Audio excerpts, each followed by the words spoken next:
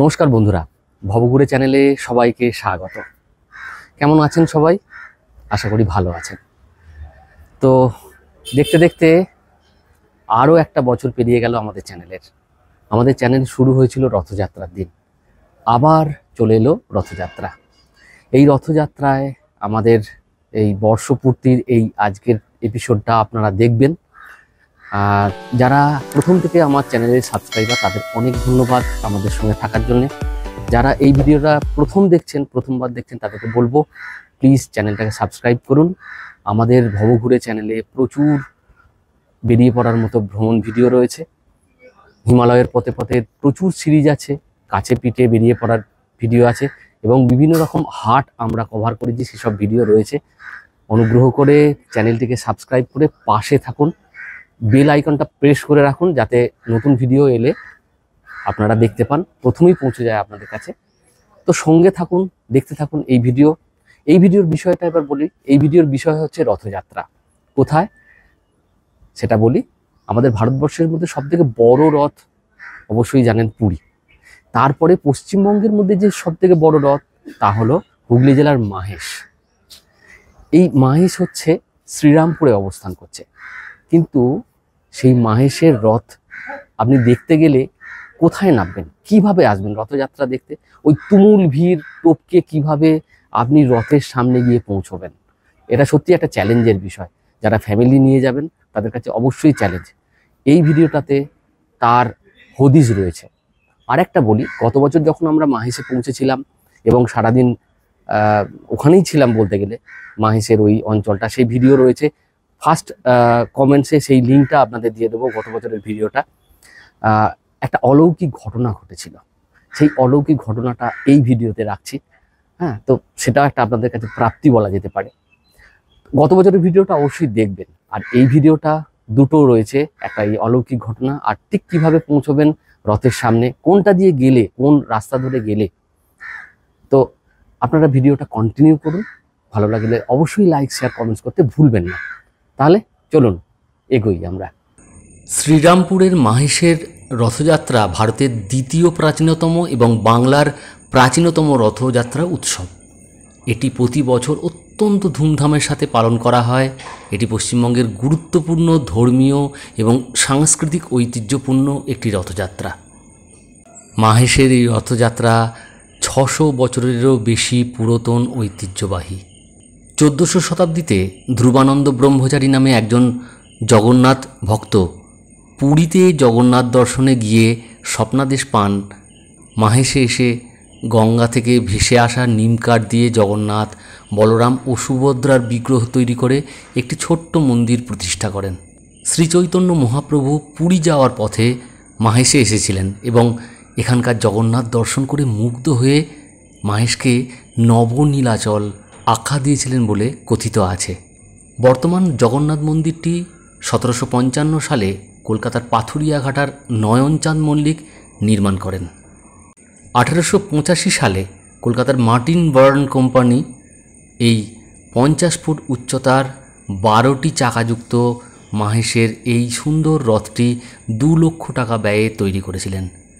এই রথটি নবরত্ন শৈলীতে নির্মিত। রথের দিন জগন্নাথ, বলরাম, সুভদ্রার বিগ্রহ মূল মন্দির থেকে মাসির বাড়ি পর্যন্ত টেনে নিয়ে যাওয়া হয়। উল্টো রথের দিন আবার রথটিকে জগন্নাথ মন্দিরে ফিরিয়ে আনা হয়। রথযাত্রার সময় মাহেশের এই জায়গাটিতে, এই যে পাশের গ্রাউন্ডটিতে 1 মাস ব্যাপী মেলা বসে। এই মেলায় জিলিপি, পাঁপড়, নাগরদোলা সব কিছু তো থাকেই, তার সাথে গাছপালা বিক্রিও হয়। প্রচুর মানুষ সমাগম হয় এই জগন্নাথ দেবের রথযাত্রায়, এই মাহেশের রথযাত্রায়। আর এটাই হলো মাহেশের জগন্নাথ, সুভদ্রা, বলরামের মাসির বাড়ি। এখানে 1 সপ্তাহ অবস্থান করবেন এনারা, তারপর উল্টো রথে আবার ফিরে যাবেন যথাস্থানে। ম্যাপে যদি আমি যাই এবং দেখি ট্রেন পথে, এটা হলো কোন্নগর স্টেশন। কোন্নগর স্টেশনের পরে রিষড়া, তারপরে আছে এইখানে আছে শ্রীরামপুর। আর যে মাহেশের রথ, সেটা হচ্ছে এই যে মাহেশ কলোনি, এই জায়গাটাতে। এটা রিষড়া আর শ্রীরামপুরের ঠিক মাঝামাঝি। তো প্রচণ্ড ভিড়ের সময় শ্রীরামপুরে নেমে অনেক টোটোই এইখান দিয়ে আসতে পারবে না, নো এন্ট্রি থাকে। সেক্ষেত্রে কিন্তু রিজরা স্টেশনে দিয়ে খুব তাড়াতাড়ি যাওয়া যায়, এবং মেলা যখন পিক টাইম অর্থাৎ বিকেল 4টে যখন রথ টানা হবে তখনও কিন্তু যাওয়া যায়। একদম জায়গাটা দেখিয়ে দিই, রিজরা স্টেশনে নেমে টুয়ার্ডস শ্রীরামপুর একদম ডান দিকে এই যে আরবিসি রোড, প্ল্যাটফর্মের একদম ঠিক পাশ থেকেই অটো আছে। এই অটো এই আরবিসি রোড ধরে যাবে। হ্যাঁ, আরবিসি রোড ধরে গিয়ে, হ্যাঁ, এই পথ ধরে একদম এই যে মেলা হয় এই যে মাঠটা, এবং তার পাশেই হচ্ছে এই জগন্নাথ মন্দির। এই যে লেন, বিপি লেনের মুখটাতে এসে দাঁড়াবে। আর এই পথ ধরেই মাসির বাড়ি হচ্ছে এই জায়গাটাতে, এই জায়গাটাতে হচ্ছে মাসির বাড়ি। তো এই জার্নিটা, রথ টানা শুরু হয় এইখান থেকে আর যায় এই জায়গাটায়।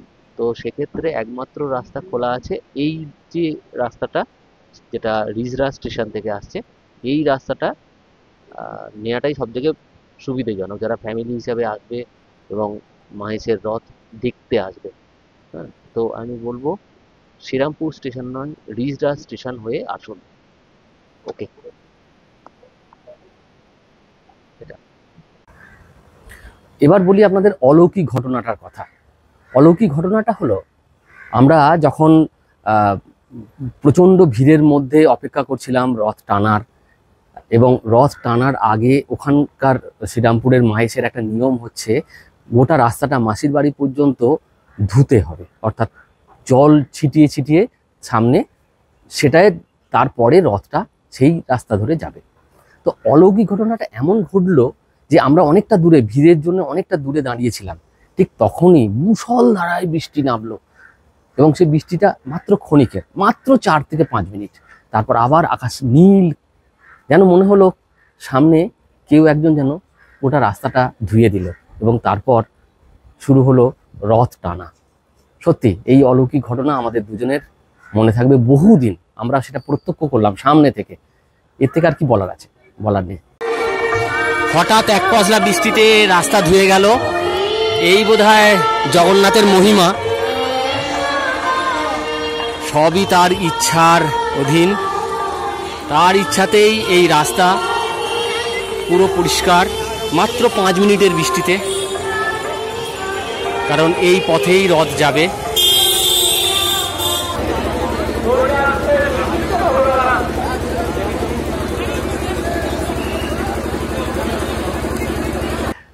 তাহলে আজকে এই রথযাত্রার ভিডিওটা, এই মাহেশের রথযাত্রার ভিডিওটা কিভাবে পৌঁছবেন নিশ্চয়ই জেনে নেবেন। ভালো লাগলে অবশ্যই লাইক, শেয়ার, কমেন্টস করতে কিন্তু ভুলবেন না এই ভিডিওটা। আর আমাদের চ্যানেলের যেসব ভিডিওগুলো আছে সেগুলো দেখুন, কমেন্টস করুন, পাশে থাকুন। সবাইকে শুভ রথযাত্রা। ভালো থাকুন, সুস্থ থাকুন, নমস্কার।